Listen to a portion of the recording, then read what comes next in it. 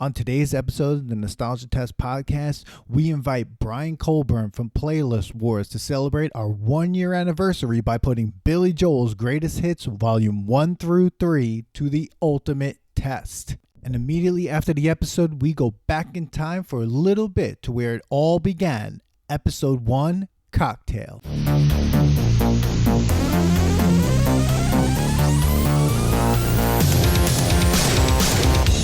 Welcome to the Nostalgia Test podcast, the show where two longtime friends put their mainstream pop culture past to the ultimate test, the Nostalgia Test. All right, welcome everyone to another episode of the Nostalgia Test podcast. I'm Dan Dissinger here in LA, and I'm here with my longtime friend and co-host, Manny Coelho, there in Long Island. Manny.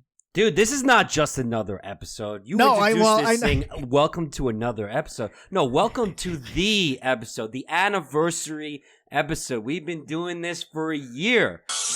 Oh, wow. Dan, can you believe that? No. I can't Maybe believe I can. It. I mean, after all the Rocky episodes, yes, I guess I can. Maybe it feels like 2 years. It feels like a coma. It feels like a coma. And a couple years later, the son's already 25 years old. Kid. What do we call it? What's the time travel movie we're going to call it? Punch to the Future. Punch to the Future. There it is. We get the Punch to the Future. That's how I feel. But yeah, everybody, this is our 1-year anniversary episode. It's going to be like the most Long Island episode ever. Of course. You have to celebrate. We got to celebrate our origins. Got to celebrate. I mean, we can't. Put it out there. Everyone knows just by listening to our accents, where we're from. At least mine when I really get into it. So it's like, Beluga. Yeah, man. This was exciting when you told me we were doing this one. Guys, we're putting Billy Joel's Greatest Hits Volumes 1, 2, and 3 to the test today. Holy nostalgia. Oh my God. Dan, before we get to that, how are you feeling about this year? You know what? When I go back and look at where we started and where we are now, the new logo's up on Instagram. New logo is up. Whew, took a year, but it's there. Took a year to get a new logo. Killed it. Dan couldn't wait. Been talking about this logo since day one, and we got it. And now Dan always has it behind him. We never get to see Dan's house or apartment or room he's in. Never get to see it. But me, you always see this white wall now. You never get to see it, and the thing is, I'm on my new microphone, got the microphone after almost a year, and it is sounding good, but I'm really been having a good time. Dan, I think it's not about how hard you get hit. It's about how you keep going. And how get up and keep going. Oh my God, I can't wait. I can't wait. But it's been I think where we started when we recorded Cocktail a year ago, the Cocktail Brian episode. Flanagan. Let's get that up, guys. We're still waiting for Cocktail's rating to go up. What is it? Rotten Tomatoes. It's got to go up. Waiting for that. We're waiting for a Cocktail 2. We're waiting for people to show respect to Cocktail. And, a part of me thought maybe we should have done the 1-year anniversary to Return to Cocktail, but I'm like, nah. No, we talk about Cocktail so much. Maybe some other time we have never lose your cool, never show surprise. But since then, when we recorded Cocktail to now, it's been quite a journey. Yes. I've learned a lot about how many things we loved that were garbage, and how many things that I didn't know if it was good that I enjoyed. I think the biggest surprise of the whole thing has been, and this is for me, has been how much I hated The Wedding Singer when I returned to it. So everyone go and listen to the Wedding Singer episode. That's a hot take, Dan, because a lot of people really like that movie, and when you say that, I know it's because the soundtrack is phenomenal, but the fact that you don't really like that movie, people when I bring that up, I'm like, it's actually not that good. Have you seen it? People look at me and they don't really like what I said. Okay. Well, look, they can go back and watch The Wedding Singer, but there are no jokes. And one of our favorite drops comes from there. And so... That's a good meatball. It's a good meatball. Yeah, it's a good meatball. But the thing is, we made a joke they didn't make the joke. Yes. And I think that to me was like one of the biggest surprises. And the gastric journeys we've taken, those have been terrifying. Yes, the food journeys. I'm glad we took a break from them. I do want to get back to them just because they're funny. Mm-hmm. I definitely am surprised about how much I didn't like Take Off Your Pants and Jacket by Blink-182. Since that's like something that I compare to all of them. But we haven't disliked a lot of them. So I'm enjoying this, of course. I hate you sometimes because you make me go back to my childhood and ruin it a little bit. But let's get into this because we could go on a tangent on that. Right. And one of the episodes we should do, and I'm just going to suggest this now, is that I know you have the list of what we have passed, what's stayed nostalgic, and what's gone to the Take Off Your Pants and Jacket section. Yeah. So we should do that in the future. But here we are, Billy Joel, Billy the Kid. Holy nostalgia. But we also have it's a guest episode. Today's a guest episode. And that's we're so happy to have Brian Colburn from the Playlist Wars. Brian, thank you so much for being here, for celebrating our 1-year anniversary with us, and being on the Billy Joel episode. This is a big deal. Well, gentlemen, thank you for having me. And first and foremost, congratulations on the milestone. That's something some podcasters are just trying to get through the first 4 or 5 episodes. To make it a whole year, that's cheers, man. That's awesome. Very happy for you guys. Thank you. Thanks. Yeah, we are very happy about it. I get it. I'm exhausted. It's exhausting. So don't forget, me and Brian are out east. Brian, I have to record some things sometimes really late. We got L.A. over there. He's over there. He's fine up and at him when we're doing all these recordings. And sometimes Dan and I will do a double recording. And I'm like, my eyes are shut and it's like 2 a.m. and he's just about to have dinner.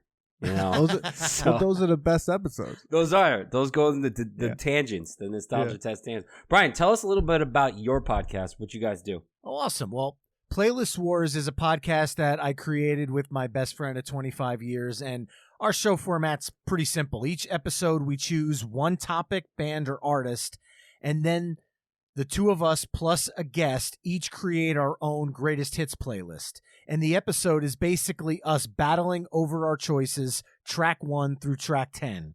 And at the end of the episode, we let the listeners vote for which one of us, quote unquote, got it right. And then at the end of the season, we're going to go through each episode and see who got the most votes to see who won each band and thus won the season and gets bragging rights moving forward. Is there a trophy? Gomez is actually working on a championship belt like WWE style, so he's getting into this. Yes. Oh, nice. Oh, I love it. We were talking about that the other day about the belts, and I had to say, like, right? The Intercontinental belt was my favorite as a child. You loved that one. That's the white one, right? Wasn't it? No. Bret Hart, when Bret Hart had it for, like, I don't know, forever, it was just like the most badass looking belt ever. Mm-hmm. Loved the Intercontinental belt. Didn't understand why it existed, but it was awesome. I don't know why it existed either, but I always liked the guys who had that over the World Championship. But oh god, yeah, one of my favorite matches of all time was the squash match between the Ultimate Warrior and the Honky Tonk Man in SummerSlam. Yes. Oh my god. Holy nostalgia. Oh my god, we do have to get a wrestling episode in one time or another. All right, so where can we find you, Brian? Oh, that's awesome. So easy enough. PlaylistWarsPodcast.com.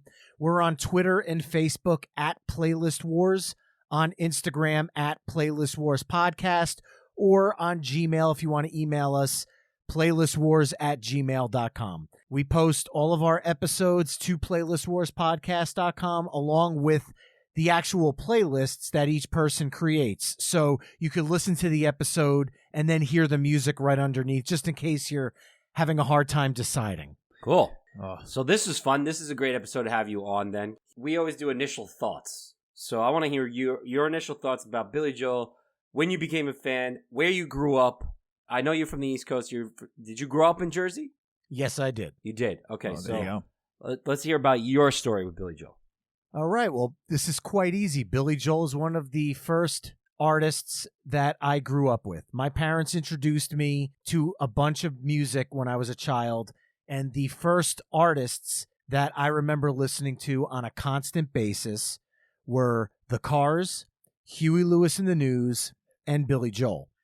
And the reason Billy Joel became one of my favorites is because when I was a child growing up, I had my own little record player that had lights on the bottom. It was like a Fisher-Price type record player. And one of my favorite albums was called Chipmunk Punk.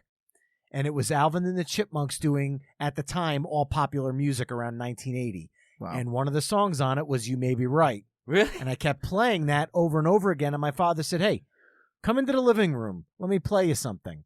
And that's when he introduced me to Billy Joel. And ever since that point, Glass Houses became endless rotation for me. Then he bought the Nylon Curtain, then the Bridge. And then as I got older and started buying music for myself, I started going backwards into The Stranger, going back into Songs in the Attic, Cold Spring Harbor, Turnstiles, all these older albums.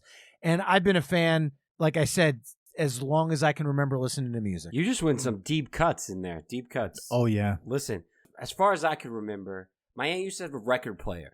As a kid, I was blown away about this thing. Like, oh, what is this? You had to clean it. Like, she had this thing where you clean the records and stuff. And I was like, and I just remember, I don't remember what albums they were. I just remember Face of Billy Joel being on there and her playing the records. And I was just like, who is this? And we just listened to it. Like, I couldn't even tell you what songs back then I was listening to or like what album it was. I just remember his face, the records there, and always being on. Like, that's what it was on. Of course, because we lived on Long Island, but that was like in the era that it was in, that she just constantly played it all the time off of that record. So, well, I think along with living in Long Island, didn't you have to, like, isn't that contractually obligated to own at least 4 Billy Joel albums to live on Long Island? Yeah.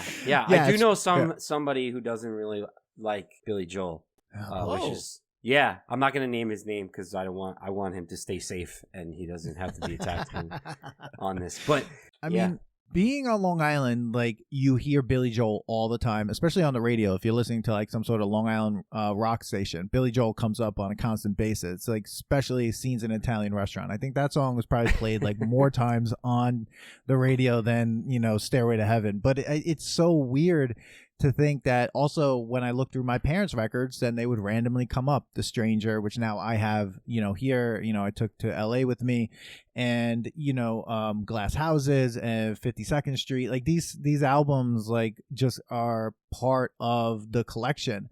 And I think when you also think of just New York in general, living in New York, you always get a Billy Joel song, specifically like New York State of Mind. Like that song, if you're going to be somewhere where there's a lot of New Yorkers, tens of thousands of them. That's cheap applause right there. That's cheap applause. That's guaranteed success. Yeah, you're either getting that song or you're getting New York, New York by Frank Sinatra. So, like, I feel like one or the other. Plus, if you're going to karaoke on Long Island, someone's singing Billy Joel. Like, it's happening. Like, you can't stop it. If there's like a meme that says like, tell me you're from Long Island without really telling me you're from Long Island, it's just somebody listening to Billy Joel or singing Billy Joel like constantly. Today I walked into the coffee shop next to the brewery. I always have to mention Flux Coffee? Flux Coffee, yeah. Get fluxed up! And I started singing. I was like this. I was like, whoa. The longest for the longest. Then everybody that was behind the bar, the baristas, started singing, and I was like, "And we live in Long Island."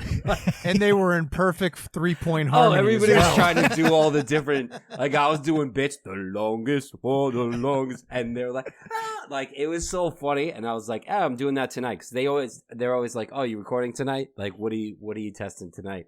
But but what's crazy is like, okay, yeah, we love him because, we're from out east. He's New York, but he's not just New York. He's obviously popular enough that he's multi-platinum. Like he's, this is not just like a East Coast guy who like made it just in the East Coast. Yeah. So I don't even think we don't need to waste any time going like, so for anyone who doesn't know who Billy Joel is, there'll be a link in the show notes and you can look it up. But like, seriously, like, I don't know where you were born. If you're listening to the Nostalgia Test, then you know who Billy Joel is. Yeah, I hope. Yeah. Or else you've been under a rock somewhere. Like so. But we listened to the greatest hits, volume 1 through 3, and what we're gonna do is, we'll talk about them. But I think each of us, because also we have Brian on the episode, we each made a top 5 from all 3 of them. So trying to pick 5 songs out of all 3. But also one thing we also thought about was like, what were some songs that we were really surprised weren't there? Because there were some songs that I'm just like, I'm not even gonna say my song yet, but like, because there's a song that I just love that I didn't see there. I was just so surprised at like some of the songs that they put together, and of course there is a difference between the song list of the the originally pressed record to the CD. But we'll put the albums to the test. The greatest hits albums. We'll put the greatest hits albums to the test. That's what we're doing. So, yeah. Brian, what was your first impressions going into the greatest hits albums? Like when you looked at them and kind of were listening to them. Well, I'll tell you, going back and listening to the actual greatest hits albums was a fun but angry experience for me. Yes. And there's a reason for that. I love Billy Joel. I love listening to him. He's an album artist to me. A lot of his albums come across as full statements. And I get it. Greatest Hits Volume 1 and 2 is a statement in and of itself. And I can listen to that if I'm in the mood to just hear the hits. However, the radio edit butchering that is done to some of these songs is some of the worst I have ever heard in my entire life. Entire verses just lopped out of the song that just make them seem like shells of the original pieces of music. Wow. So it's very hard to hear it when you expect a line to come up and it just cuts to the next chorus and you're going, the hell was that? And it sounds like a mistake. And that happens a lot during Greatest Hits 1 and 2. Not so much on 3, but 1 and 2, it's egregiously bad. What do you feel like was one of the ones that like stood out the most to you? Easy. It's my one of my top 5 favorite songs by Billy Joel and the one of my picks, Pressure. It is such a butchering of the original song. They pulled out entire bridges. Wow. I think the Sesame Street bridge is in the original, but the baseball bridge is completely pulled out of the song. And to me, that just... No. I'm surprised he let that happen. Like, does he have any say in the process of this or the production of this? He has to, right? I mean, I don't know. Doesn't artists have say? Because who's putting out this album? Probably the label. The label's doing it. They want more money. Come on. This is a cash grab, right? Yeah. Hey, we put this list together. This is before Apple existed. When you type in Apple, which I find better, like you go to Billy Joel Essentials, and someone made that list. And it's a great list, right? They didn't have that back then. So this was your Billy Joel Essentials. Yeah. But somebody had to put this together, and then they were like, we got to take this out and shorten stuff because we got to make things the only logical explanation for this shortening that I can think of is the time restraints on vinyl and cassette, because those were the first 2 versions to come out. Then they put out the CD, and you would think without those time restraints of having 78 minutes per CD, they would have put them out in their full-length glory. But no, they gave everyone the double middle finger and kept all the radioettes on there until the complete Billy Joel box set that had Greatest Hits 1, 2, 3, and the live album. Those actually include the original versions. Is that the one that came in that booklet?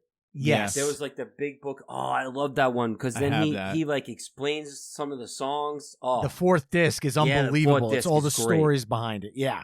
And that to me is the definitive Greatest Hits album that I would go listen to. But for the sake of this discussion, I went back and listened to just the radio edits. And time after time, I'm going, ooh. I apologize because I think I said the baseball part was pulled. There's a very big bridge in Pressure pulled out. I just don't remember from this afternoon's listen which part of the song, but it was enough where I just went, like I stopped what I was doing and turned and went, what the hell? Like I just forgot. Yeah, on Wikipedia it says Pressure is only 3 minutes and 13 seconds long, which is 1.5 minutes shorter, with more than a verse omitted. From I'll tell you what it means to I read it too, what does it mean? Gone. Then not only that, like Just the Way You Are is only 3 minutes and 34 seconds long, which is 1.5 minutes shorter. Verse 2 is totally omitted. They could have cut another 3 minutes off of Just the Way You Are, and I would have been fine with that. Yeah, and the sax solo ends and fades early. My Life is nearly a minute shorter. Yep. And then the same notes are omitted between verses 1 and 2 in that too. Let's see, like I said, Pressure, Tell Her About It. The end fades approximately 20 seconds sooner. It's weird when you put a greatest hits and it's like, let's just omit total like verses out of a song. I don't even know how you get away with that. But I guess, like you said, it's the space on the actual medium. So, like they said in The Entertainer, they cut it down to 305. Yeah. Yes. I mean, there's the explanations right in there. Yeah. Like, that should have been song 1. Yeah. So, Manny, what do you think? Piano Man should not have been song 1 on this. What do I think? I mean, I don't really love the third volume, although there's a couple songs on there that I had a tough time that I didn't want to choose. Like, I did want to choose them, but there's certain ones that I'm just like, I wasn't really into. The first and second volume, I kind of grew up on that, and then I loved the box. I definitely had that box set. I definitely sat and listened to Billy Joel explain them all. I wouldn't have opened up with Piano Man. I mean, Dan, I know you were texting me earlier that you kind of hate Piano Man in a way because I guess it's like so played out. But I always feel like Piano Man should be last of the night. Like, everyone's been partying. It's time to sing Piano Man. You don't open up with Piano Man. Like, even when I played this with my wife, we were driving to the beach. She's like, it's too soon for this. It's too soon. We got to put this like later. We have to like be almost at the beach for this one, you know? So I would have preferred Captain Jack or maybe The Entertainer as number 1 and then kind of go from there. But I do have to say, when I was first listening to this, I was like, oh, man, I don't know if I like Billy Joel anymore, right? And I was like, I don't know what was wrong with me. I was having a bad day, right? And I was like, would I play these all the time? And I say this to my wife, and she goes, are you kidding me? Are we even married? Are you kidding me? She's like, we're playing this right now. With her in the car and us just belting it, we killed it. But what I will have to say is I stopped playing the Greatest Hits album, and I went to Billy Joel's Essential album by Apple Music, and I enjoyed, first of all, the versions a lot more because they pull it from the albums, and they don't pull it from this album. And there's a couple songs that got in there that I was like, oh my God, oh yeah, I love this song. And they were not in any of the Greatest Hits. So yeah, I feel this. I felt the same about the third one, like you, Manny. That like, but one thing I will say about the third one, when I was listening to it, I was very confused about which songs on the third one I was enjoying. I was like, really, I like this one because I try to listen to everything. I'm trying to be like, I'm not skipping it. I'm going to listen to whatever it's on there. And I was really surprised. There are songs on a list of like, I have like almost 15 songs I had to make a 5 list out of, and some of them from the third one, a lot of them probably didn't make it. I think very stereotypical one maybe made it, but I think I was just like, I was so surprised with the ones that I enjoyed from that third one. But it is those first 2 that I would say, I grew up on those songs. I mean, you're on Long Island, you're in your car, you're listening to either 102.3 or you're listening to Q104, and like they're playing those songs. They're not going into that many of the ones from the third greatest hit. Billy Joel's third greatest hits is the Billy Joel 80s cover band and Step Brothers. Yeah.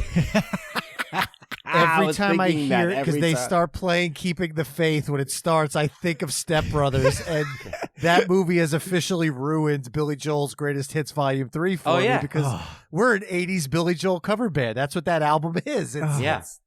Do you know what's weird? I was talking about this the other day, how like an artist from the 70s, when the 80s came up and something happened. Like there are bands and groups that's like, oh, synthesizers, or like something happened in like that step from the 70s to the 80s and even into the 90s sometimes to artists that were making music in the 70s. Like I love Rush, but when Rush hit the 80s, there were things that were going on in that band. I'm like, why is this happening? Why are they doing this? Like I don't understand any of these things that's going on. This album I think was like Signals or something, but like it was weird. They refer to it on they were probably trying to compete against all like the synthesizing, like all the pop music that was going on. Like, how do you make money when all these other bands like that just came through, electronic and all that stuff? So it's like Billy Joel has to try to adjust and make money and like be, popular during that time. That's what I thought. We refer to it on Playlist Wars as the Phil Collins effect, because Phil Collins produced a lot of albums in the 80s, and he was very big in the over reverb drums and reverb on the bass and reverb on the vocals and reverb on the room they're in and reverb on the reverb. And that is how the Invisible Touch came from earlier Genesis in the 70s. That's where Eric Clapton's Beyond the Sun, which was produced by Phil Collins. That's how Eric Clapton got that sound. Yeah. And I just feel like, and I love Phil Collins and I love the stuff he did in the 80s, but that was the sound. And they all were trying to jump on that bandwagon in the 80s, so they seemed like they were staying with the times. And unfortunately, it created a lot of forgettable music because it all sounded exactly the same. Yeah. Totally agree with that one. So let's start. We have our top 5. We're gonna I don't have a top 5, but you two came prepared. So you're gonna do it right off the top, off the dome. I'm just kind of going off the dome, and I might put some deep cuts in here. Brian, why don't you start us off? Your 5th pick for your top 5. We talked about it earlier. Pressure. However, I'm angry at the version that's on Greatest Hits Volume 1 and 2. And the anger that he sings in that song, I emote when I listen to that version. But I love the song so much. The song friggin' rocks. It's Billy Joel at his angriest. It's a manic song. Electric keyboard should not sound the way it does at the opening of Pressure. It sounds heavy. Yeah. And that's something that the band really, at this point, they were cooking. You had Liberty DeVito bringing that drum beat. That thing had an angst to it. And that song always stuck out in the catalog itself, let alone in Greatest Hits 1 and 2, for the intensity of it. Yeah. And that's something that always resonated with me. And I still think it's one of the best songs on the double Greatest Hits for that reason alone, just because of how different and how much it stands out from the pack. Yeah, I agree. I mean, every time I hear that intro, I feel like I'm about to watch like a horror film. Yes. Yeah. Like, I'm like, what's happening? It's a good one. I definitely, I wasn't sure how I felt about it. And when I was listening to it throughout this whole week, I was like, all right, it's growing on me. It's not on my list, but it's an honorable mention on my part. But. Yeah, I wrestled with that one for a while too. And I was like, where am I putting this? Like, how am I feeling? But like, I agree. That's one of like such a different song by him, and just an amazing choice to kind of the way he played that song. But too bad they butchered the hell out of it. But yeah, the version on Greatest Hits 1 and 2. If we were choosing that version, it would be down near the bottom. It would definitely be above Second Wind, though. I really don't like that one. But otherwise, sorry if that's your guys' number ones. I apologize. No, yeah, Manny, you're number 5. Do you have one? Yeah, I think I'm gonna go with. I mean, it's a sad one, but there's so much behind this song. Good Night, Saigon. Oh my God! Think, oh yeah. Yes. It's so sad. But he has such a way to tell that story and honor people. Like, there's another one that I like that he does that I'll bring up, but we're on this one. Good Night, Saigon just always got me. Like, it's such a slow intro. I was like, is it even on? I forgot about the helicopter part. So like, it just puts me to the feeling of what it would be like to be those young guys going to war. So Dan and I have a friend that we always mention. Matt used to play this all the time, and I totally like listening to it just because it makes me remember the time listening to it with my friends. But just like slowing down for the moment and like really getting into it, like, and like the part when like it's kind of like an acapella part, like when like you're all and we'll all go down together. That's like the feels. I'm getting chills thinking about it. I'm literally getting them when you just mentioned that like part. Remember like when that part comes on and like you're waiting for it, and I stopped. Like today I was working and I stopped when I was listening to this because I was like, I don't want to think about anything else except for like the pain that was going on through these kids. I mean, they were kids going to war. I mean, this was crazy. And there's a part in New Girl, if you ever watched that show, where Schmidt, he's in the... I was going to bring this up. He's in the lounge. He's in the airport. He's in the airport lounge for the first time. And he's talking to this rich guy. And the guy gets all starts to like degrade his girlfriend. He's like, shut up, you dirty old bitch. 516 all up in your lounge. He's like, Billy Joel. Good Night, Saigon. That's a sad one. I thought that was the best. LIRR. LIRR. So I thought that was the greatest part. That scene itself was like so Long Island. It was 516. 516 all up in your lunch. Long Island. But Billy Joel. And as he's getting teared away, he's like, Good Night, Saigon. That's a sad one. That song is very special to me. My father served in Vietnam, and The last time that I went to see with him and some other people in my family, we were at the Garden to see Billy Joel, and he played Goodnight Saigon. And when they were playing it, I looked around, and in our section, there was at least 25 or 30 people, my father being one of them, standing at attention the whole song. Wow. I started bawling, like, because you look around and everybody's singing and having fun, but then you look and every veteran was standing at attention the whole song, and they brought a bunch of NYPD up on stage to sing along with it. I mean, I was bawling my eyes out. It was such a powerful moment. That song it's actually hard for me to listen to because when I think about that moment, it just resonates so strongly, but he really hit the nail on the head with that song. And seeing people's reactions in the crowd that night just shows me how much that song meant to them as well as to fans of Billy Joel. Wow. Yeah. So my number 5 pick, I wrestled with this one. I texted with Manny about it, but I put Piano Man at number 5 on my list. And big reason is I was just like, am I putting it on at all? It's like one of those songs to me where I'm like, I've heard it 10 million times. I know it's a good song. I know it's part of like the Billy Joel canon and whatever. But I was like, do I want to bring this on the list? And when I went down, I was like, we're putting it at number 5 then. And I like the song. I think it's great. I just have this really weird relationship with it. And I think it's because the comedian Matt Bronger has ruined it for me most of the time when he said on an album that this song is just Billy Joel bragging and just looking at people in the bar going like, Davey, still in the Navy. Look at this guy. Like, and so when I hear it, I'm just like, and he starts talking about how great he is. It's like, everyone's like, we didn't put bread in my jaw and say, man, what are you doing here? And oh my God, I'm the Piano Man. And it's like, so it's got this weird like existence now when I think of it, but I couldn't deny that it's a good song. So for me, I put it at number 5. It's the 5th song on my list, and because to me I had other songs, I was like, I want to give this more space. I remember one thing about this song is that when I got married, my family from Canada, who's obviously not from here, they all hugged me and we sat in a circle and we all belted this song, and that was like a really special moment for me considering we don't get to see each other that often. So like that's what this song does, and like I actually didn't put it on the list. It's just kind of there. Like it's like Billy Joel Piano Man. Like you don't need to put it on the list. It's just there. Like Joel so that's why I was like, I don't even have to put it in there. But yeah, Billy Joel Piano Man. Yeah, like Billy Joel was a piano man, so you got to. He is the Piano Man. Yeah. That's his name. That's what he's known by. Actually, I'll be perfectly honest. It was on my list. It's not on my list now. It was on my list probably about 30 seconds before we hit record tonight, and I did swap it out because I love the song.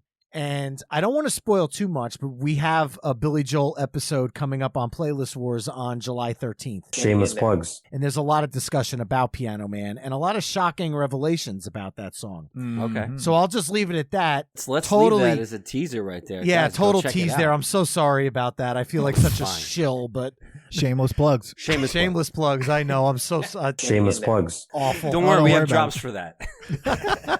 But the thing is... with tonight, in listening to the greatest hits 1 and 2, I rediscovered some songs where I was like, God, these didn't even make my Playlist Wars playlist, and I friggin' love this song. So I kind of went in a little bit of a different direction just because we just talked about Billy Joel for that recording that's coming up. Yeah. So I felt like these other songs that weren't fresh on my mind, I kind of got like ooh, I forgot how much I like that one. So my next pick is the song that booted it, which is going to be, you're going to go, how the hell did that boot Piano Man? And that's... Well, what is it? Go ahead. All right. The Stranger. The Stranger. Oh. Because Billy Joel is known as the Piano Man. And that song is piano driven.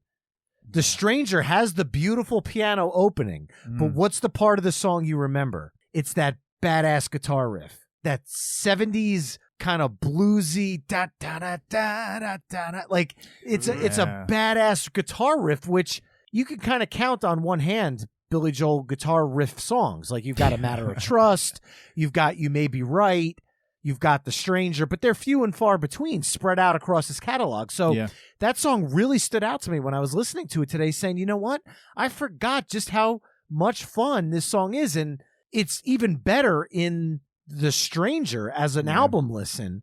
But even in the greatest hits, the song is not the song you think of when you think of The Stranger. That's an interesting pick for number 4. Like, because I wrestled with that one and I was like, like I said, like there were songs that I remember hearing all the time where then when I heard a song on this list, I was like, nah, I got to put that one on. Like, I got to put that one on. Yeah. I don't know what happened, but like The Stranger's one of those that's like such a, that is a good song. That's a good song. It's interesting that it's number 4. Yeah. Ugh. You know, it's funny. It's like, as you guys are doing it, like I said, I didn't do my homework where I didn't have it prepped because I'm like, I keep moving them. Like they keep going, it keeps going, and I'm like, well, I want to talk about another song that's on there because there's just so many different ones that, like, as you're listening to it, and I feel like, and this probably happened with you, Brian. It's like you put the playlist together, and then you're like, well, I had to listen to it again for this podcast, and it's like, well, I'm in this mood now, so exactly now this is a new play. Like this is what I'm feeling today. So that's kind of how like I was going. Like a week ago, none of the songs that that were on the list are now on the list because I was singing with my wife, and I was like, oh, my God, this is great. And there's a lot of sing-along going on. I'm like, all right, so I kind of went with those now. So, yeah. Well, it's one of those things where when people respond to us on Twitter and they'll say, here's our top 10 songs, I'll look at some of their lists and go, man, that's better than mine. Like, I forgot how great that song was. And I did the research, but now that you mention it, in today's mood, that song makes perfect sense. Yeah. And that's where The Stranger just... I felt it today when I heard it. I'm like, yeah, you know what? I'm going to skip Piano Man this time. I guess my next pick would be She's Always a Woman. Oh, God. You don't like it, Tan? I was talking about this song yesterday, and I was just like, it sounds like he's going, yeah, she's kind of annoying. Like, like I don't know about this. I don't know. I think I like the sound of it. Like, to me, I read it as, like, a love note to, like, loving this woman. But, like... You know, you might look at it a different way. I don't know. I just like the way it sounded. I'll take that song over Just the Way You Are any day from the ballads on The Stranger. I feel like Just the Way You Are is a product of its time. It's almost up there with like I Just Called to Say I Love You, kind of in that bucket of 80s cheesy ballads. But She's Always a Woman to me is just a beautiful piano ballad. It's a song that could have fit as well on Cold Spring Harbor as it did on The Stranger. And that's why I like that song, because it is a throwback to that Cold Spring Harbor singer-songwriter style of Billy Joel. I think you convinced me. I'm good on that one. Oh, my God. So my number 4 is Downeaster Alexa. Yes! And just took away one of my lists. Well, I love that song. Dude, put it in your list, because like I have to have it at 4 because I'm like, I need it in there, and I like that song better than the Piano Man. Like, when I heard Downeaster Alexa again, I was like, this is such a good song. Such a good song. And it represents, like, Billy Joel's, like, the growth of him into that kind of artist after, because that's on Greatest Hits 3, I believe. And such a great song. And I'd rather listen to that song than Piano Man. Like, isn't this another song about, like, maybe correct me if I'm wrong, because I remember this was before, like, there was some stuff happening with fishermen and the regulations and stuff, and he, like, wrote this for the fishermen, you know, during that time. It was, like, almost like a protest song. I forget what it was, but this was, like, dedicated to, you know, guys working on the rod and the reel. Okay.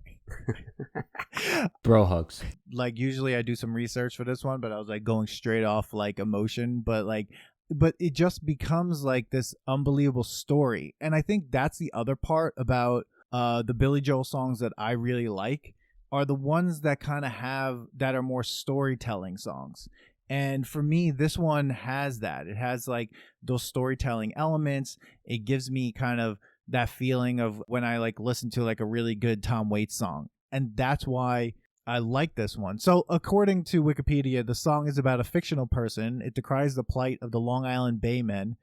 Joel was always sympathetic to them, even getting arrested during a protest supporting them. At one point, he had underwritten a plan by his young boat captain to use his boat as a commercial fishing and charter fishing operation. So This song is, like you said, Manny, definitely in response to the things that were happening on Long Island to the Long Island Baymen fishermen. And a fantastic guest appearance from Ishtok Perlman doing that beautiful violin solo, which is just grips you.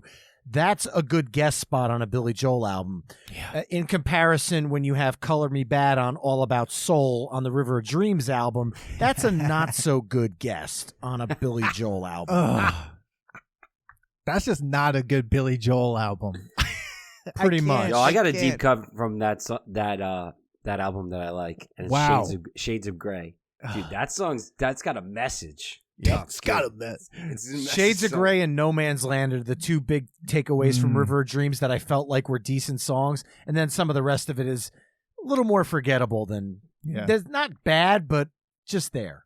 Manny, why don't we go with you for number 3? Wow. You got me...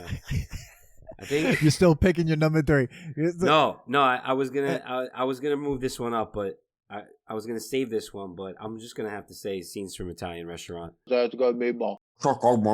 I love that it sounds like 2 songs. Mm-hmm. It's so good. It reminds me of one of the Bruce Springsteen songs about when he talks about meeting somebody that he hadn't seen in a while, and they're like talking about the past.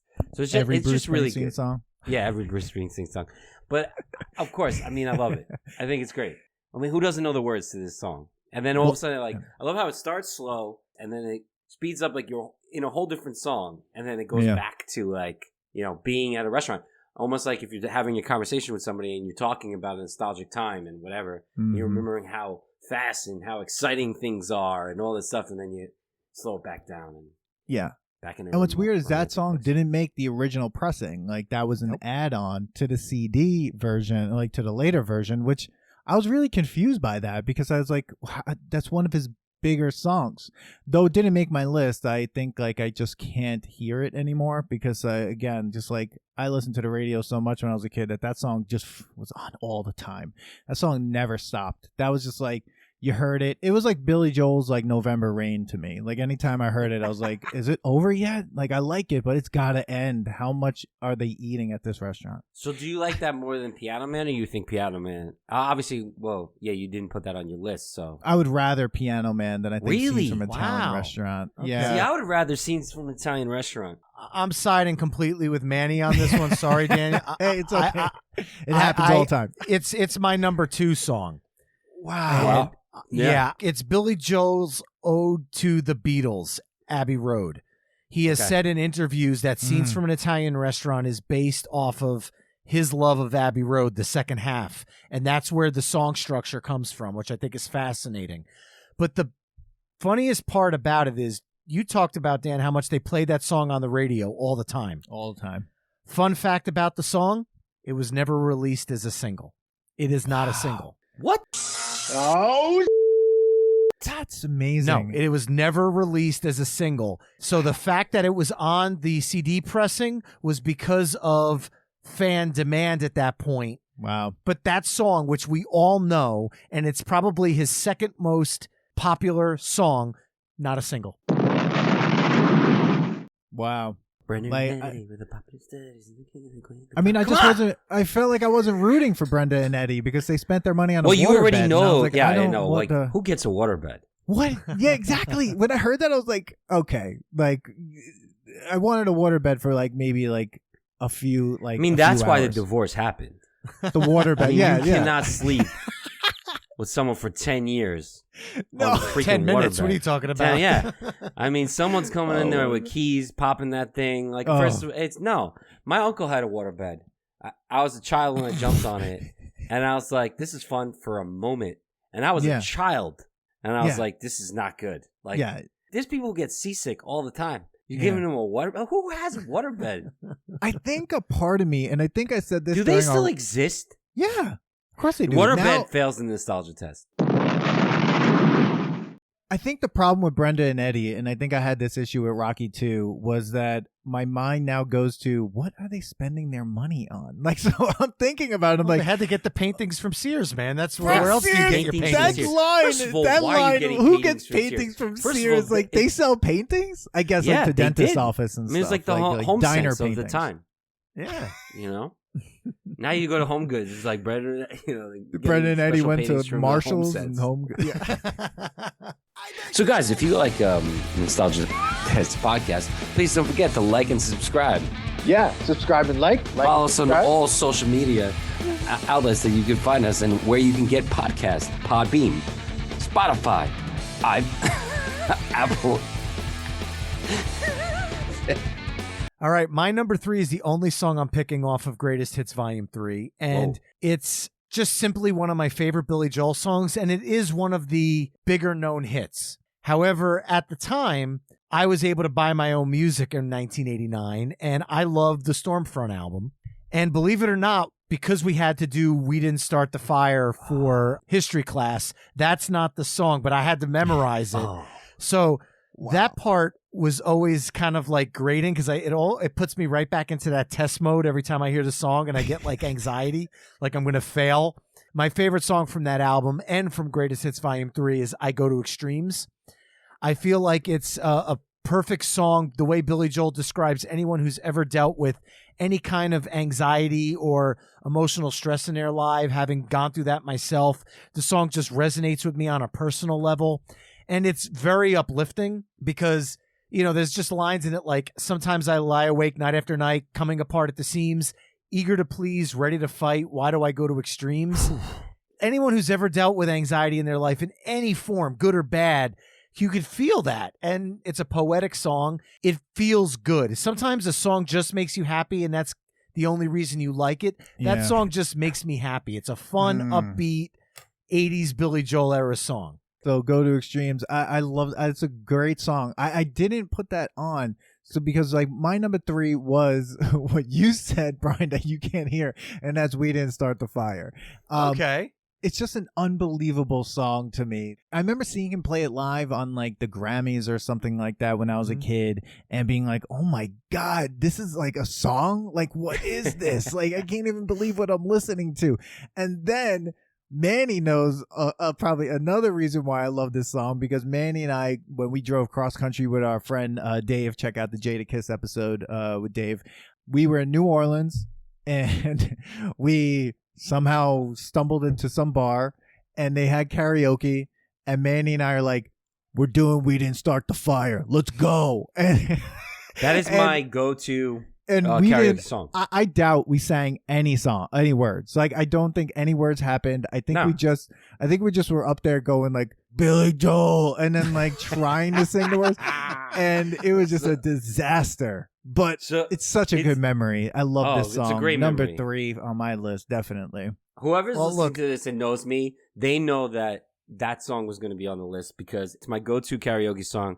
There are times that I don't even need to look at the words. If I'm in the zone, I can just do the whole song. Sometimes I make up some of the words and it sounds like what they're supposed to say. But there was 2 times. There was a time in New Orleans that I sang it really drunk. Another time, there's a story where I was at Breckenridge Mountain with my friends from college. We were in a ski and snowboard club, and somebody signed me up, and they just played that song. They knew I liked that song, and I was cursing. There was kids, by the way, there. It was 5 o'clock on the ski mountain, and I was like, what else do I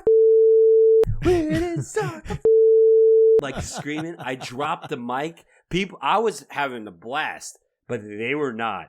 And like, I thought I was like, everyone was enjoying it. And I dropped the mic. Only my friends are cracking up, and everybody's like terrified. And that's a nostalgia test tangent.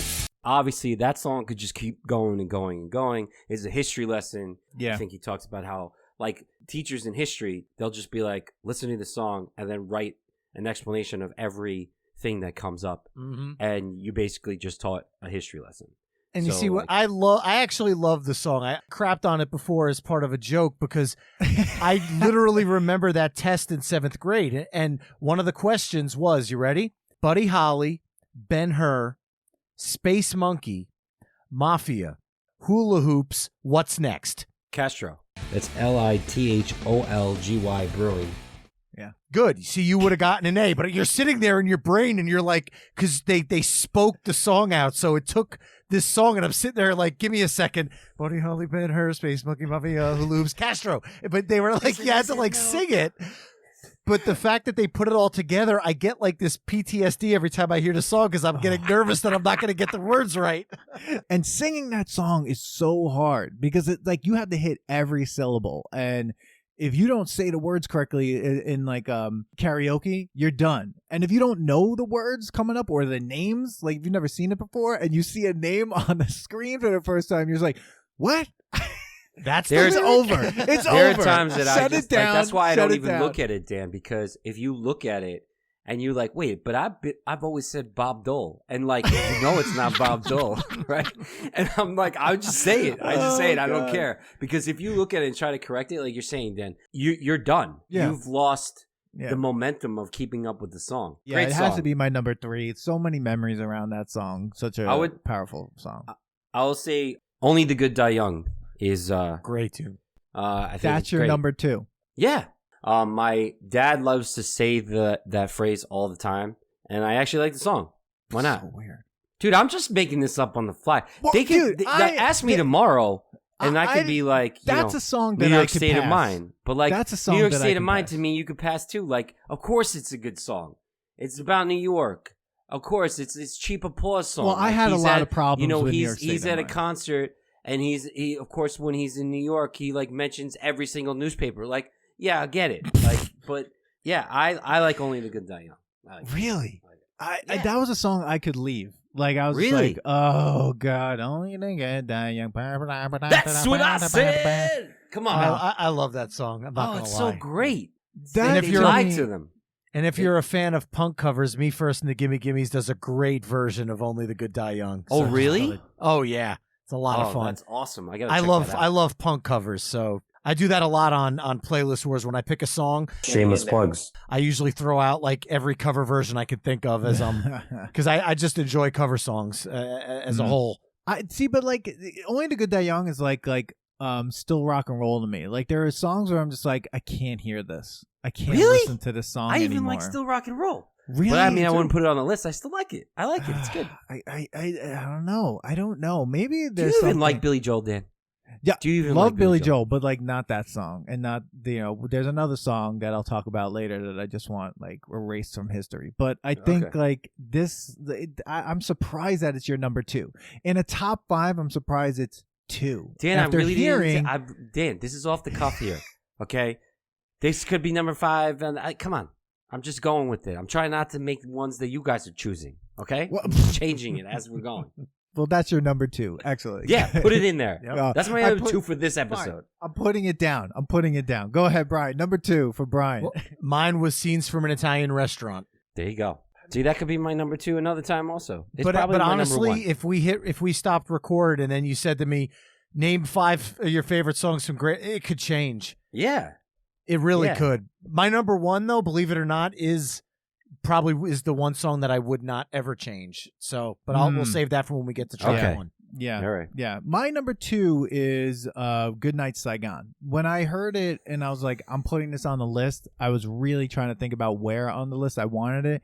And it definitely was a fight between that one, Captain Jack. Like I was like, should that be in there like on number 2 or whatever? But there was when I heard Good Night Saigon again, because I hadn't heard it in a while as well, and I was listening to these things, that one left a mark on me as a song, and I'm like, this is probably one of the best Billy Joel songs that he's done. Here we are at number 1. I mean, wait, did I say it 2? I didn't say it 2. Yeah, Only Good Die Young. Oh yeah, man, because I was about to say Captain Jack. Like, are you on this podcast? Dude, we're just talking about Billy Joel at this point. Come on, we're just forget talking about Billy the Joel. list. Just talking about Billy Joel. Why are we constraining ourselves to What the are we list doing? here? Come on. There's a format here, man. I have to edit this. All right, number 1. All right, so why don't we go to Brian for his number 1? Our guest from Playlist Wars, Brian Colburn, number 1 on your list for this episode. Well, I picked a song that, believe it or not, was not on the original vinyl or cassette, but on the CD, and you just mentioned it a second ago, Captain Jack. Long Island. It's my favorite Billy Joel song. It's a fantastic singer-songwriter song, and it's friggin' deep. I mean, it's a ridiculously deep song. There's something about it, and I don't know why, but it's always become a staple every time I go to a pool hall to shoot pool. When I get to go to walk over to the jukebox and pick some songs, I love shooting pool to this song. It's just got a great feel to it, and it's something I always equate to when I'm shooting pool with my buddies. Yeah. It's a fantastic song. It's a depressing song. Super depressing. Yeah, and my band, Colburn and Company, covers it. Shameless plugs. And it's always fun when we do daytime shows and we have to change the lyrics to sit at home and contemplate, and like half the crowd laughs, you know. That's great. It's just a fantastic tune, and I've seen Billy Joel 6 times live. Wow. The last time I saw him, I finally got a Captain Jack, and I was like, if I don't see him again, I'm okay.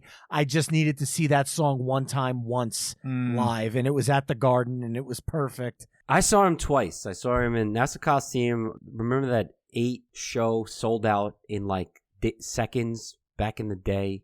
I think I was in high school at the time. And then I saw him again when he reopened Nassau Coliseum, when Nassau Coliseum got painted and they decided to make it smaller for some reason. We actually got our beer in there. Shameless plugs. That's LITHOLGY Brewing. And we went as like guests, and I got to go see him. And it was great. It was phenomenal. Yeah, Captain Jack is such a good song. And I think when I was listening to it, I texted Manny about Captain Jack, and I was like, he just sings the word masturbate amazingly. It just like comes out. I'm like who like how did like you're writing this song, and he's like, okay, and then masturbate, and then he's like, when he sings it, it's just like so like it's just velvety. It's like velvety. It's so weird. Gonna sound it's weird. So gross. I'm gonna bleep all this out. But no, I wouldn't. No, because even he sings it, and you even feel like the shame, like there's the shame. Yeah. I have to go get a wipe. Like, then you contemplate. You know, yeah. Well, and over. The only other thing I would say is why this song is so important to me, at least in Billy Joel's world.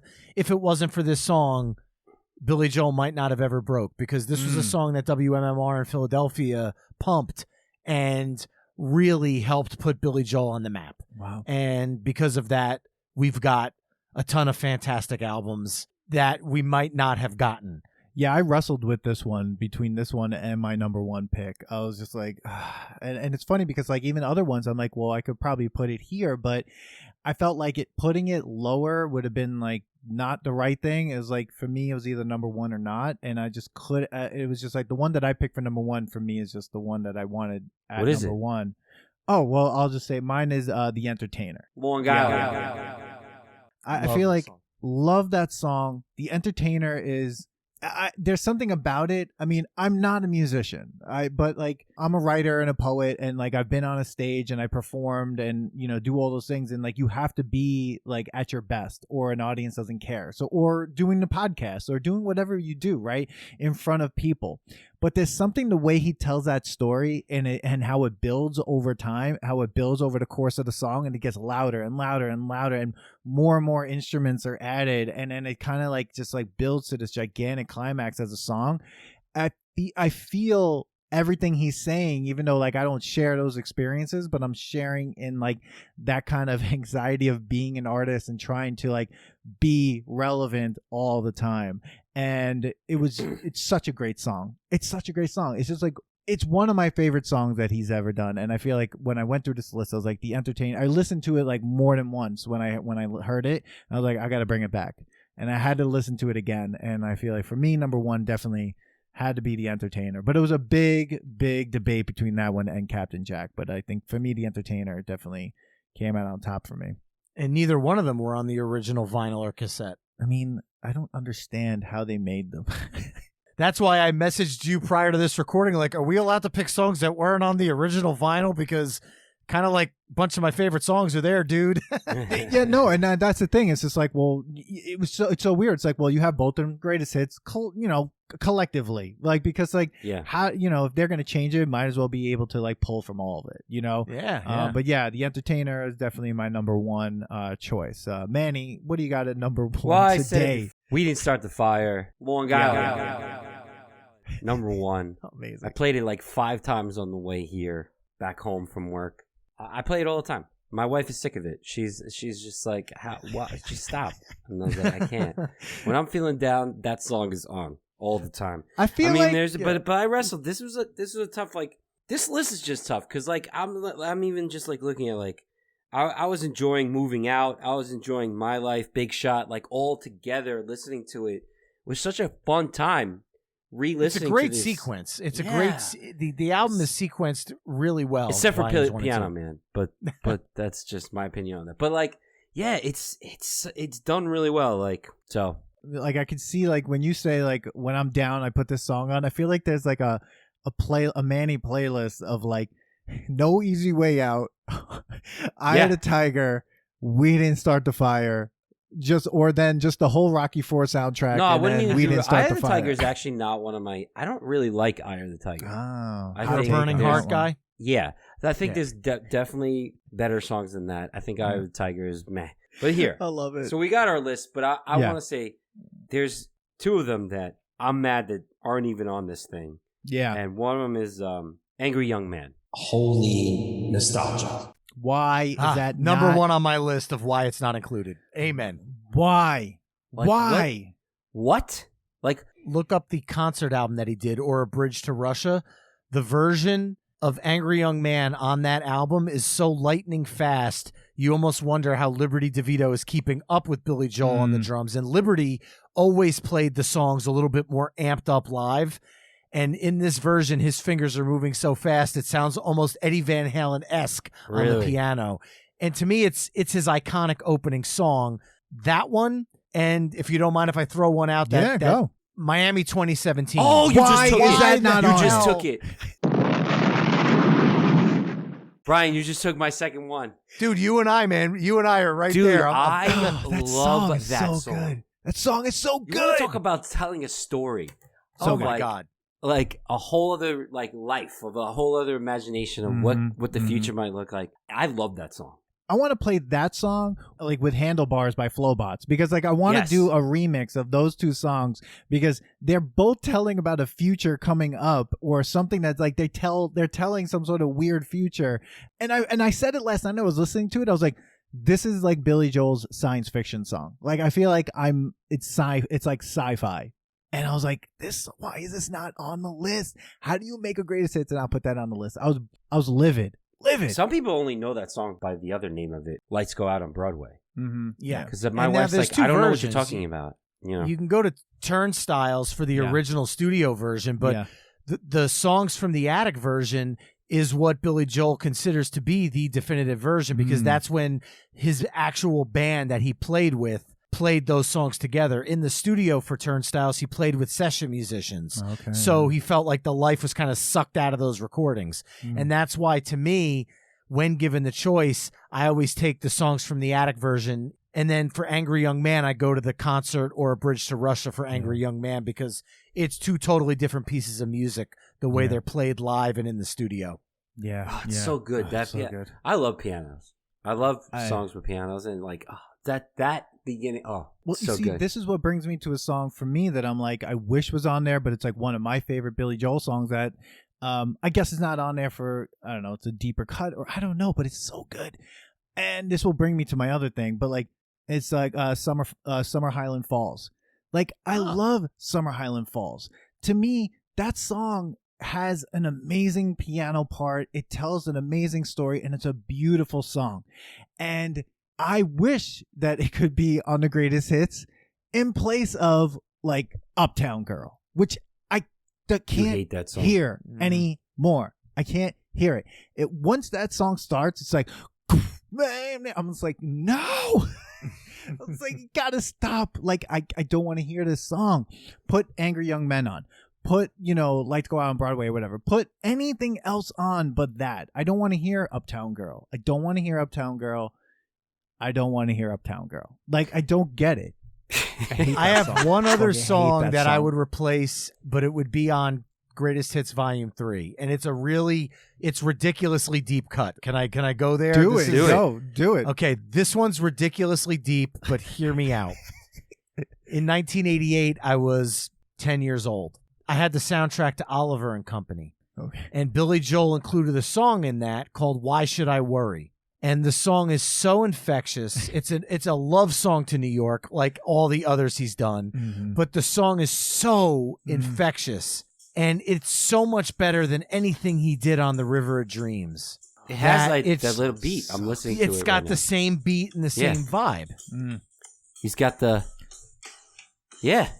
But you listen to that song and you go back and compare it to the River of Dreams, and the fact that this song has never been played live. The only way to get it on a Billy Joel release is to buy the My Lives box set. It's almost like forgotten about. Wow. But to me, it's one of my all-time favorite Billy Joel songs because it's just fun, period. That's all it is. It's a fun song. And as a kid, I had the soundtrack because the soundtrack also had Huey Lewis and a bunch of other artists on it. But as a Billy Joel song, it's oft forgotten. And that's why I kind of wanted to bring that one up, because it's a really deep cut. It might make people go, let me Spotify that one and give it a listen. Yeah, you're going to make me look at it. Like, I'm interested in that. I've never heard of that song ever. Oh, it's so good. It's got such a great groove, and then it's fun and happy. Think of it like if you watch the cartoon scene from the movie, the cartoon dog that was actually based on Billy Joel, the character. So the look and what he's wearing is all based off of Billy Joel's 80s look. Oh, so it's really a cool moment because that cartoon is essentially Billy Joel. Yeah. It's funny. There's a song that, like, when I was listening to this that I thought I wasn't going to like, but then actually enjoyed. And that was, there was a few of them. There was like, one of them though was so weird that I enjoyed that I thought I was going to hate. And it was, Matter of Trust. When I saw it on the list, I was like, meh. But then I was listening to it, I'm like, I actually like this. I'm gonna return to this song. Guitar driven again, an outside. An outside guitar-driven song for Billy Joel. That's right. And that's something why he actually puts that song into his set list a lot, just to give himself an excuse to get away from the piano for a few minutes. Yeah. Yeah, there were songs that, like, I even was just like, I wish I could put this on a 5, like Moving Out. Like, I wanted it. Oh, Moving Out is great. I just couldn't put it on there. Did I put it? I didn't say Longest Time, right? Oh, no. Too, man. And with Moving Out, again, cover versions. The Supervillains do a 90s ska reggae version of Moving Out by Billy Joel with a full horn section. Oh, my God. Really, really cool. cool. Oh, man. Really, really cool. Way. Yeah. Oh, I'm Dan, take these notes. I need to get I saw the Supervillains open for Real Big Fish and the English Beat. And they played Moving Out. I looked at my wife. I'm like, I need that CD in my life right now. And I ran to the merch booth and bought it just for that song. I'm like, these guys sold me on that badass, awesome Billy Joel cover. Oh, that's God. awesome. I think we're here. We're at the end. We could go on and on, I see. So to follow the actual podcast of what we do here. Yeah, go for it. Put it to the test, right? We're putting the album to the test. Billy Joel to the test, we already know it's going to be. But the album itself, the 3 albums. Yeah. Do you think they pass the test? Like, they go past being nostalgic and they're still good to listen to? Or you're just like, you know what? I'd rather make my own. I'll tell you right now, I'm going to jump in and say no. Go. Okay. I'll tell you that these albums, standalone albums, I think they need to be reconstructed. You can make your own list, put it on Spotify, and make your own greatest hits, because I'm sure the 3 of us and other people would come up with better songs to be as Billy Joel's greatest hits. Yeah, I'm going to play Switzerland on this and say right from the get-go that if we're talking about the complete greatest hits box set, the 4 CD one, that one I will say makes the test. Like right at the line. Just makes it. But is it because the live helps you because you're like, oh, it's so great to hear it? Yes, it puts it over the edge. But the radio edits take so much away from these songs. I love the songs, but that you need to add some tracks to this fold to make it truly pass the test. But it's right at the line for me.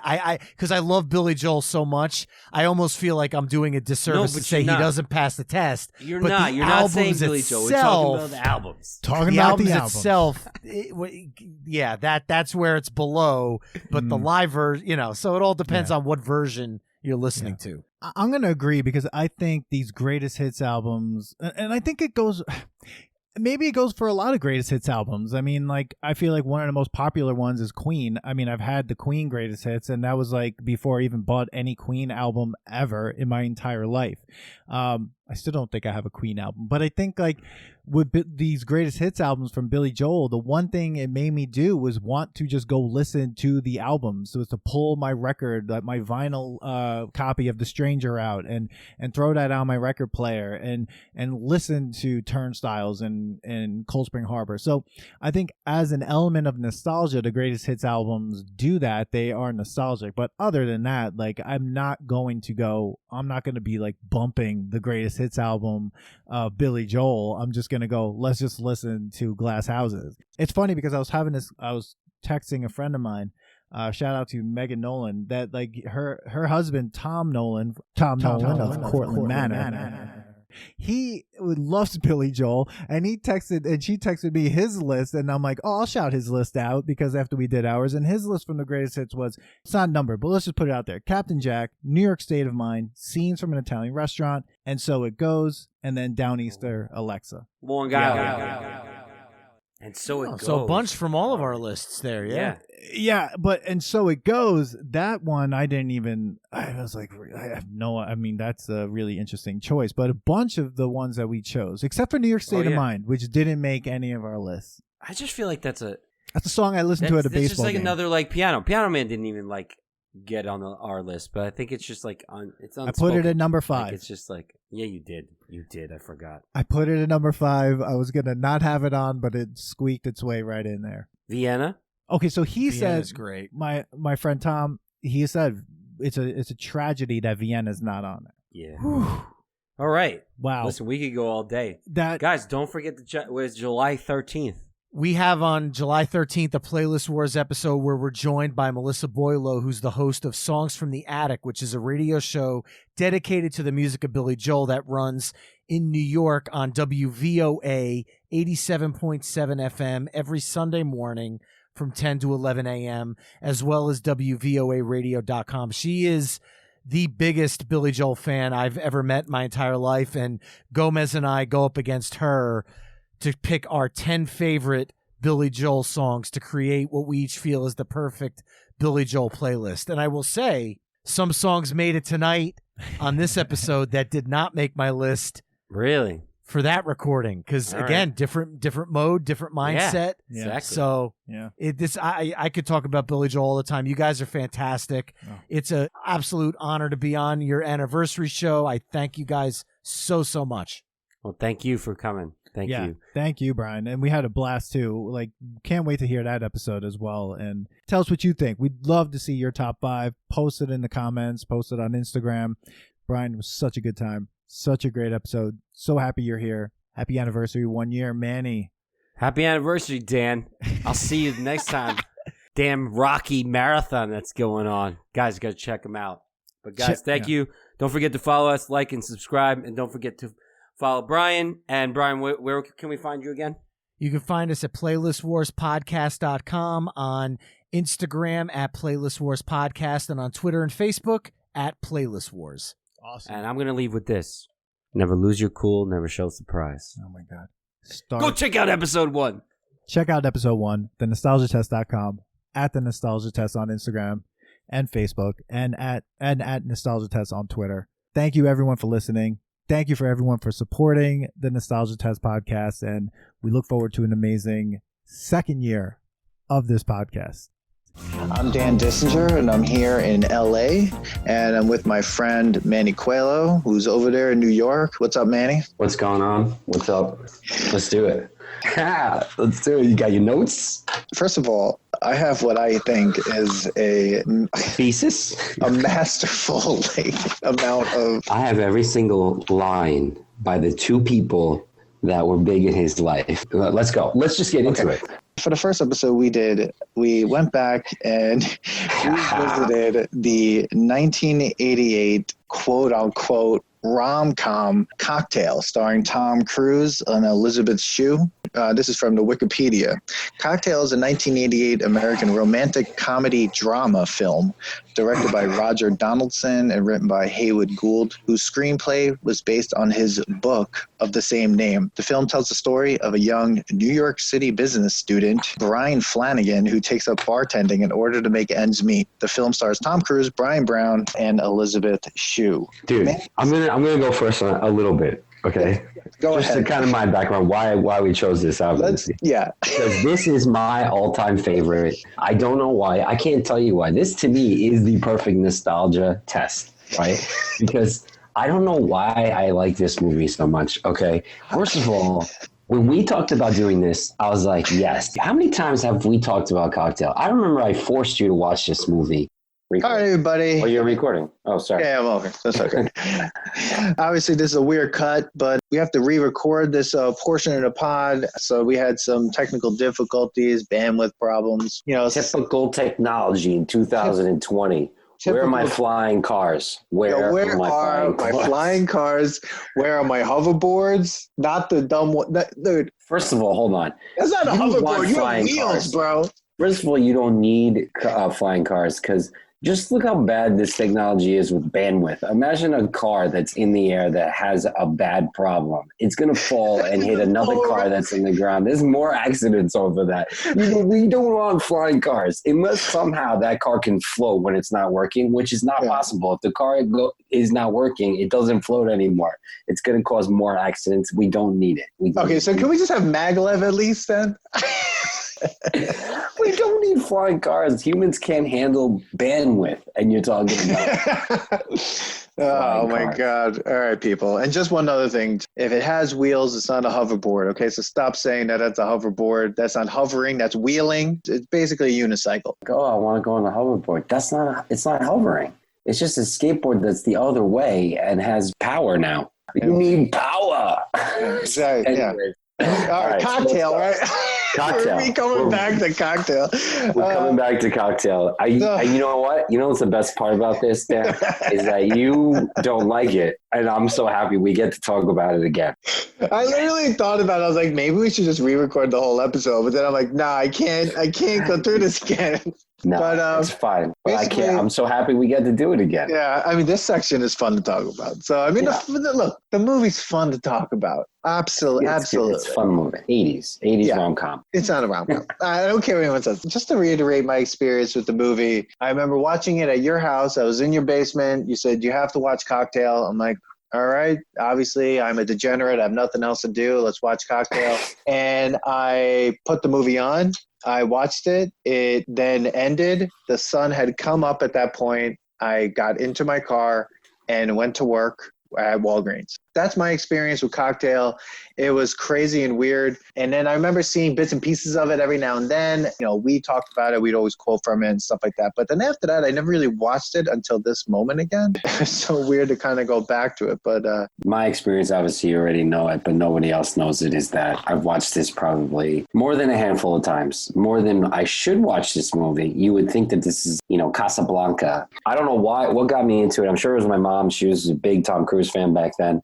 This movie's great. I hate the rating as a 5% Rotten Tomato rating, which is terrible because who's watching it then? You need to watch it. Okay, don't give it a 5% rating. That's bullshit. 5% is for like a C+ movie. This is at least a B+ 80s movie and needs to be more than 5%. Glitter probably has more than 5%. Glitter, okay? I mean, Bullshit. 5% is low. Maybe we should agree with the Google users somehow gave it an 85% rating.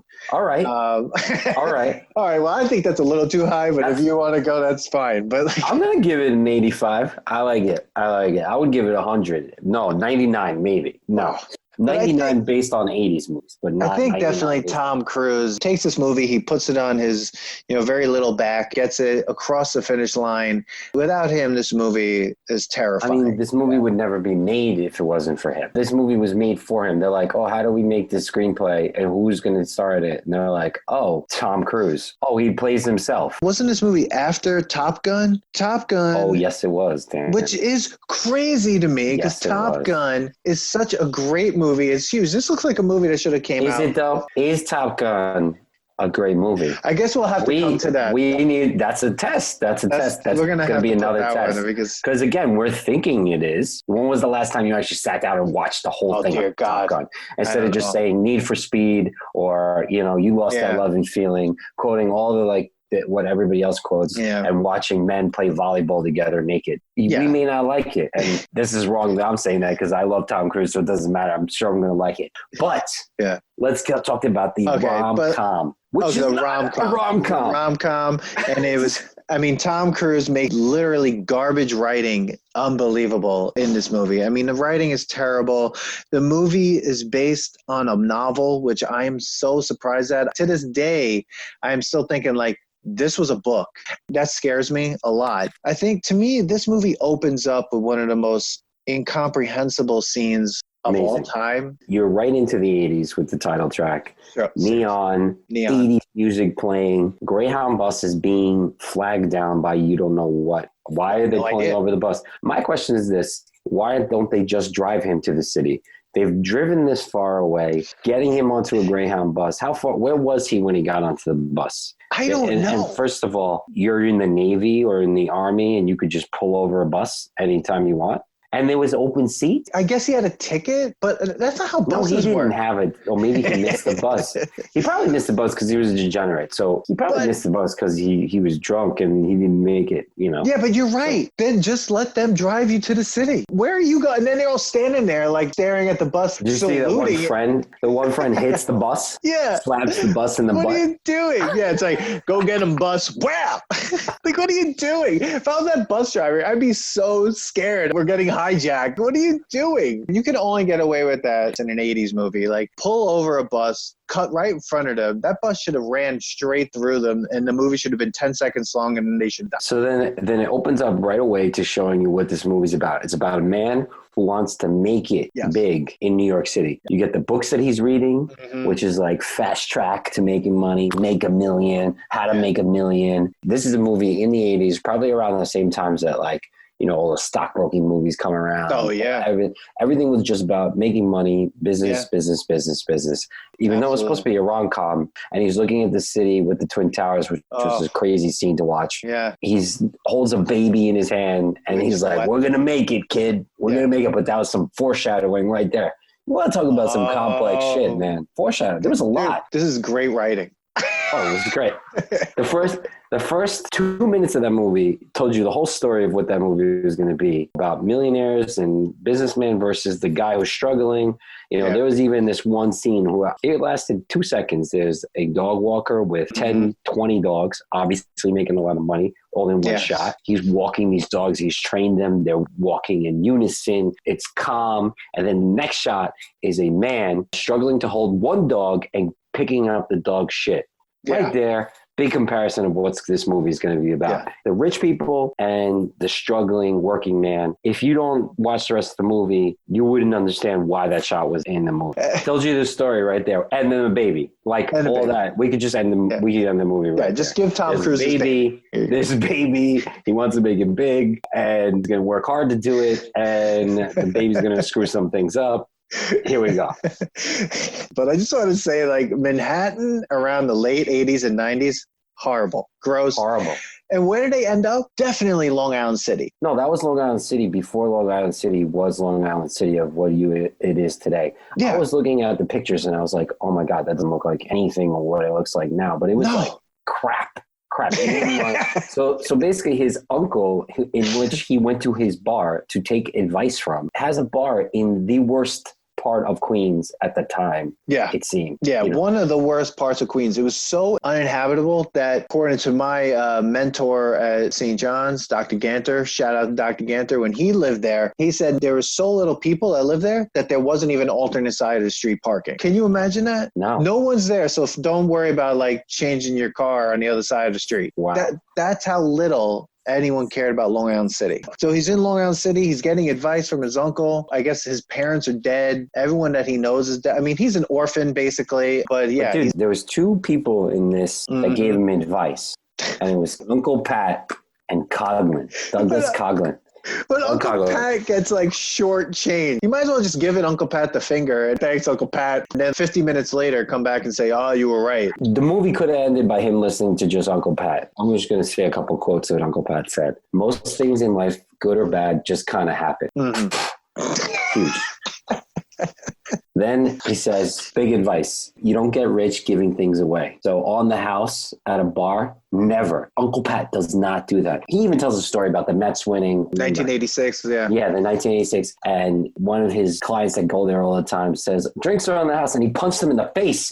Pat punched this guy in the face. So he does not like giving money away. And he says, outwork, outthink, and outmaneuver. And then like Tom's character, Brian Flanagan, says, but you want to have fun. He's like, you want fun? Go play at the beach. Uncle Pat is tough. He's been through it all. And, he still has that bar. He's got money. But maybe he is a millionaire. That guy might be putting enough money away where he might be a multi-millionaire, but he doesn't look like a millionaire. And Tom Cruise wants to look like a millionaire, but not actually be one. And see, that's a problem. This is true because if we fast forward to the end of the movie, Tom gets a loan from who? From Uncle Pat. Uncle Pat. So you might be right. Dude, Uncle Pat is rolling in money. Like, there's Uncle no Pat way. helped him start his dynasty, his franchise. Yeah, he helped him, not anybody else. He helped him. Why? Because Uncle Pat is a multi-millionaire, and we don't even know it. He lives in Long Island City. It's a hellhole. His bar is Rusty Pipes. But he put every penny away, never gave a damn thing away, and there he is. He's like, Tom Cruise comes up to him at the end, needs a loan. Uncle Pat's, yeah. Because he's a millionaire. But see, this is the thing. Like, after that, Tom Cruise, has to go on a bunch of job interviews now. Oh, the greatest montage, basically a statement. Everyone needs to go to college. Because he comes out there's two things you learn in this montage. The United States treats all their vets like shit.